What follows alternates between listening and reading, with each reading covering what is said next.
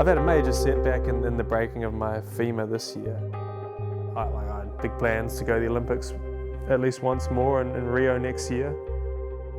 Get your bike fixed or get your spare bike and you continue on. It's an important race, you don't just pull the pin and go home.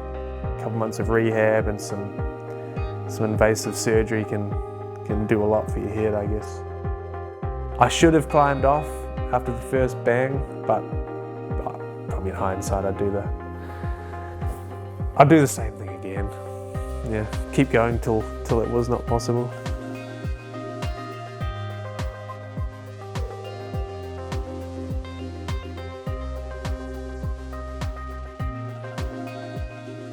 It wasn't the perfect day. It was a very nasty day, stage 5. We just had I personally had a hard day the day before on stage 4. That was a stage I really wanted to it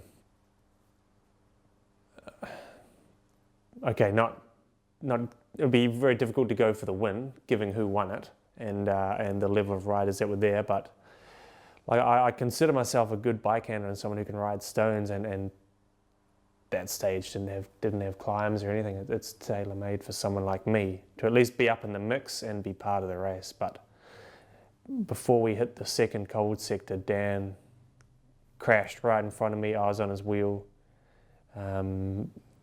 I went straight down. So we spent the whole rest of the stage, maybe 60k or so, myself and 2 other teammates just like rotating and working for Dan to limit his time loss should he want to ride the GC or try and ride the GC later on in the race.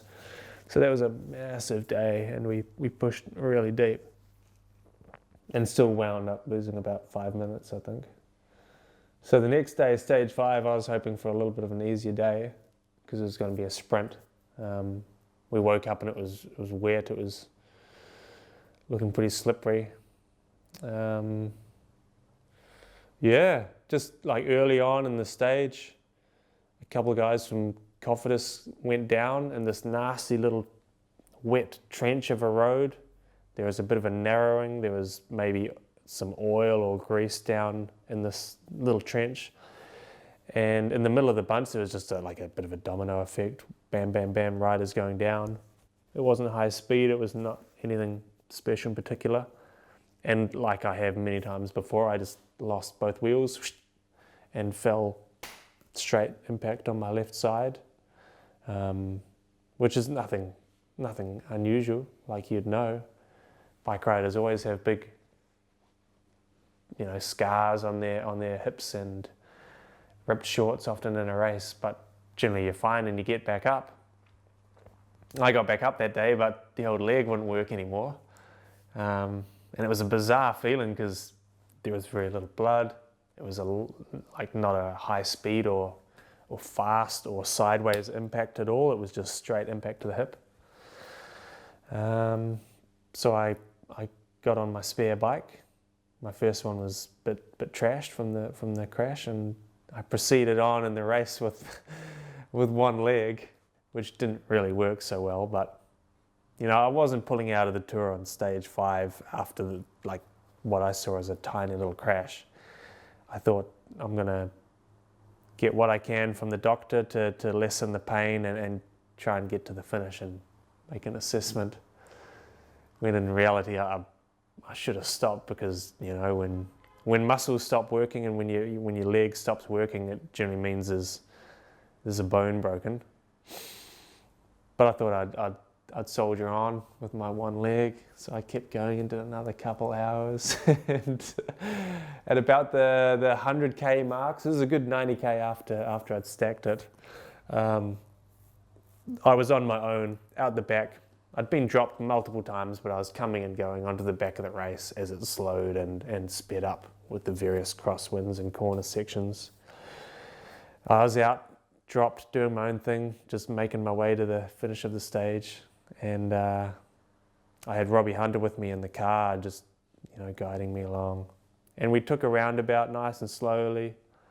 And again, I felt the wheels slide, wet roundabout. I don't know what went wrong, but I just landed again exactly the same way and from that moment I knew, okay, well now there's no going on. It was the most painful thing I've ever been through. It was obviously painful before, but when I was in the air and I knew, well, I'm going to land on that same broken hip, this is going to hurt. Yeah, nothing could prepare me for the shock when I hit the road. It was painful. Yeah. And I remember, like, in the moment thinking, the first thing I heard when I hit the deck was this little French girl just laughing her head off because she must have seen what she thought was very, very funny. This guy just slipping and sliding along the road. So I remember that, and then I remember thinking the curb's coming at me really fast. Don't do what Nick Noyens did.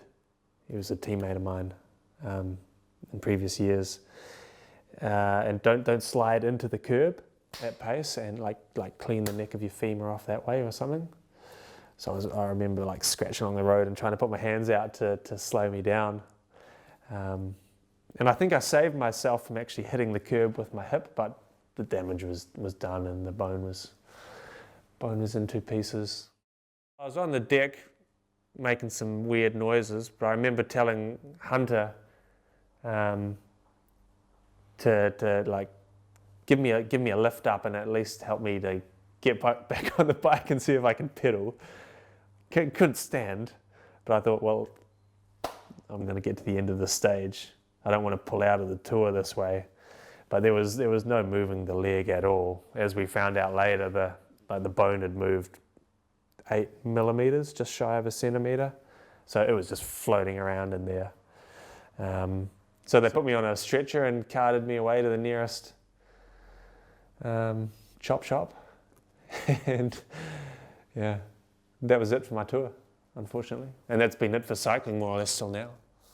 3 and a bit months later. I was lucky in the fact that the team doctor with me, Kevin Sprouse, he's an American guy who works for Cannondale Garmin. He's really switched on, and he told me straight away, like, we got to take this very seriously. Like a break to do with the pelvis or the femur or the hip joint in general. It's something that it's what you use on a bike. It's where your whole performance it's based around. Of course, you got your cardiac system and all the rest of it, but the way your legs work and the musculature, you don't want to be mucking around with that or getting something wrong in surgery or not having it put back exactly right, because that'll either end your career or impede it, you know. So he really drilled that into me. So when I got back home to Girona, we started looking through who could do the surgery, what it would cost, and the different options that were available to, first of all, opening the hip up and then securing the bone. Well, you know, whether it be screws or sutures or the best way to proceed. So eventually I opted to have it done by a guy from Barcelona. He came and did the surgery in Girona here, which made it very easy for me. And he just used he originally wanted to suture the bone together, not use screws. But we managed to get hold of a very well-respected hip specialist in England who recommended another way of using screws to put all the bits back together. So this guy in Girona who did the surgery used a technique that wasn't really his style, but that we thought collectively would be the best way to go about it. Just a big open slit down the hip to open the hip completely up, and yeah, use some hardware and compression screws to put the bits all back in. And it seemed to work well. I mean, the screws are still in there. A week after surgery, I started rehab again, just passive movements with the physio, but actually moving the hip joint and getting things working again. Yeah, I'm really pleased with how it's going. I've had no no hiccups, and it must be about 12 weeks now since the crash. I feel back to good health and back to normal. Obviously not as strong on the bike because I've missed so much training time and lost a lot of muscle, but yeah, it's coming back. The surgeon was very positive from the very beginning, because we went and saw him 3 days after my crash in Barcelona. He took some scans and he was really happy to see that, for a start, the ball and socket wasn't. He thought there would have been a problem with an impact big enough to break the femur, that I would have impacted the actual, like the labrum, they call it, the surrounding of the hip joint. And that would have been a lot more tricky. That would have been like an arthroscopic procedure to repair. So he was of the mindset that actually it's pretty simple. We open you up, we look at how many fragments of bone there are in there, we join the big bits back together and pull out what we don't need, and it should be. He was very, very positive, that it should be pretty straightforward, and recovery should be pretty straightforward as well, which was a big encouragement to me and to Sarah and to my parents, who were there at the time too. They'd come all the way from New Zealand to watch me, ride the Tour de France. So to have me back home 5 days later with a broken femur was a bit of a letdown for them. But we were happy to hear that the doctor thought it was simple, the procedure was simple, and yeah, like he thought, it would be a straightforward but slow process, and it has been. But the physio who's been working with me, he's a local guy, a young fella called Pepe from the Barcelona region. He's of the mindset that a sports person will rehabilitate and heal very, very fast, because they're used to pushing themselves and tolerating pain, And I definitely found that. It was a case for me. I did as much as I could every day, not to be crazy and not to push over the limit, but to tolerate the pain and to be as logical as possible about it, but to, make the process go as quick as possible. It's Monday today, so last Wednesday the physio gave me the all clear to not come back tomorrow, obviously. Yeah, I was with the same physio for 10 weeks, every weekday, 2 hours or a little bit more sometimes. It's a slow process, it's a painstaking process and a little bit tough on the mind at times, but we got there eventually, to the point now that I'm not limping anymore and cycling again and feeling pretty good. I don't know what the mindset was, mindset of an idiot. It's hard to say, because you used to, in a sport or a team sport where you might, like, achievement is scoring a goal or making a score or something like that. In cycling, it's more or less who can, of course, cleverness and tactics come into play, but who can suffer the most and who can hurt themselves the most and get themselves over the line quicker. You're very used to tolerating discomfort, And as a cyclist, at the best of times, you're still used to coming off and taking skin off and giving yourself bumps and bangs and concussions and it all comes with the territory. And like I said, I've never fallen off in a race and not been able to get back on and continue. Aside from the tour a couple of years ago when I slashed up my face, obviously. But yeah, you're used to, okay, here comes a crash. Deal with it, get your bike fixed or get your spare bike and you continue on. That's all I was trying to do that day. It was also, it's an important race. You don't just pull the pin and go home. Although in hindsight, if I had pulled the pin and gone home, I'm sure whatever injury I had from the first impact, whether it be a hairline fracture or something like that, the rehab would have been a lot more simple than the shattering and displacement and shearing off of muscle that I did in the second one. Yeah. Like, it's not easy to make the lineup for the tour for a start. It only comes around once a year, and you put a lot of preparation into it. A lot of support back from your home and from your country, friends and family. Like I said, mum and dad were there to see me race, not to see me, oh, my leg's a bit sore. I might go home and sit on the couch for a bit. Yeah. I should have climbed off after the first bang, but probably in hindsight I'd do the same thing again. Yeah, keep going till it was not possible. Maybe I haven't realized that I'm getting older, but like this is the first big setback that I've had that's made me realize that, okay, bodies are not invincible. You can't just go and launch off the roof of your house and think that nothing will go wrong. Something can go wrong by like a 15k an hour slide on a wet road, you know? You can have a major setback and a major break to your body, which might impact your career or your future in sport and cycling. So I think I've learned a lot about, the importance of just health and the value that you give to your own person, your own body. That's what's bringing in the money and what allows you to do what you do. It's important not to take that for granted and not to just slam it and abuse it, because one day there might come a time where that'll change how your day-to-day actually goes.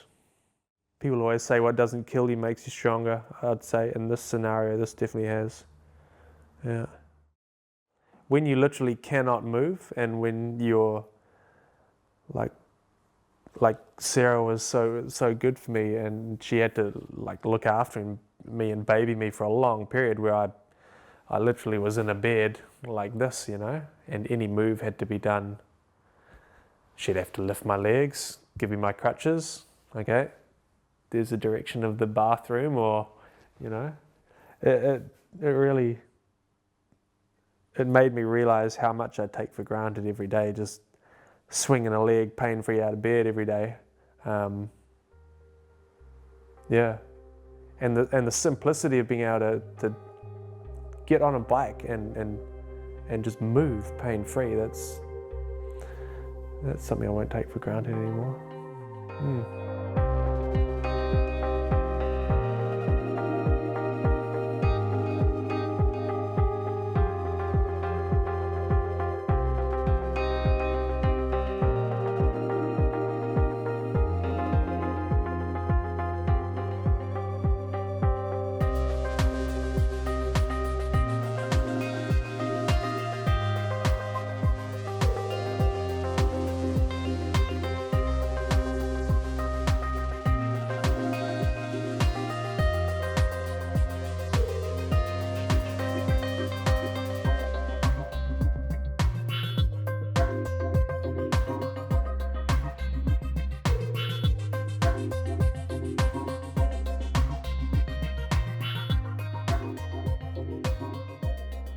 So I started back in that first week in October pedaling again, and it was scary.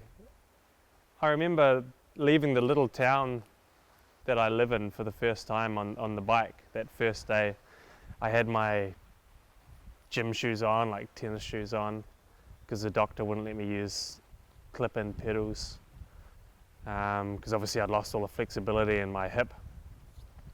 And I wasn't meant to be using these pedals or shoes for 1 to 2 weeks. So I set off with my gym shoes on and, you know, rugged up in the hosing down rain, and I came to this roundabout, and like when I crashed in the tour, the second crash that I had, which really smashed me up, it was on a roundabout. So I just had a bit of a flashback, you know. And I almost felt the wheels, even though they weren't sliding, I could feel them going. And I still have that to this day. Every time I turn a left-hand corner, because I fell twice on my left that day that I broke my hip. When I turn a left-hand corner, I always get the sensation, just a little one, that the wheels are about to disappear out from under me. So it's going to be something I'll need to get over. I think as a cyclist, like an outdoor sports person, you get used to the privilege that you have of being out in the open air every day, and just, you know, the thrill of movement and speed on a bike and training is something that it kind of keeps you going every day. It's part and parcel of the job, but it's such an enjoyable aspect to the job for me, being out in the air and out in the normally the good weather. But yeah, getting back from the ride that day, I mean, I realized I was so unfit and just couldn't really ride a bike like I expect to be able to, you know, as a cyclist. But it was great, you know, to realize that, yeah, I can sit on a bike again, and yeah, I can close the hip up and pedal properly without pain or without too much trouble. It was a big box to tick, if you like to put it that way. Yeah. In my mind, I've had no setbacks at all, you know, from surgery all the way to starting rehab and physiotherapy, to transitioning back onto the bike and back to clip-in pedals and shoes, and especially to a racing bike. You know, you're talking about a very aggressive position, big flexion in the hip joint, which is what puts the most pressure on the glute muscle, obviously, which is what I tore off when I broke the femur. So it's all gone very smoothly, and I don't have any reason to not expect the best from the season ahead. Goals in cycling, yeah, I've always had goals. First goal being, as a kid, to go to the Olympics, and then to go to the Tour de France, and then to win a stage at the Tour de France.